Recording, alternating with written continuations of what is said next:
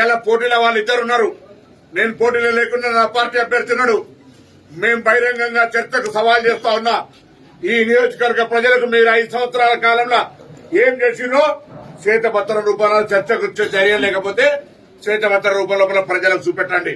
ఈ పార్లమెంట్ నియోజకవర్గంలో ఉన్న కొండగట్టుకు ఏం చేసినావు, వేములవాడకి ఏం చేసినావు, ఏ దేవాలయానికి ఏం చేసినావు బండి సంజయ్ గారిని అడుగుతా ఉన్నా.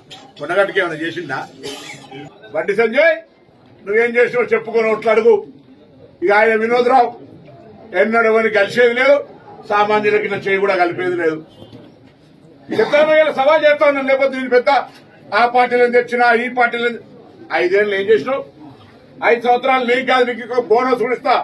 నీవు గానీ నీకంటే ముందున కేసీఆర్ 10 ఏళ్లల్లా ఈ కరీంనగర్ పార్లమెంట్ కి ఏం చేసినా చెప్పుడు. ఎన్నికల కొరకు వాడుకున్నారు, తెలంగాణ నిర్ణయాల కోసం వాడుకున్నారు తప్ప ఈ జిల్లా ప్రజలకు ఈ నియోజకవర్గం ఏం చేసినా చెప్పమని అడుగుతా ఉన్నాం. ఎన్నికలు రాగానే మళ్ళా కొత్త వేషాలు వేసుకొని ప్రజలను మభ్యపెట్టడానికి వస్తా ఉన్నారు. ప్రజలు జాగ్రత్తగా ఉండాలని కోరుతా ఉన్నాం.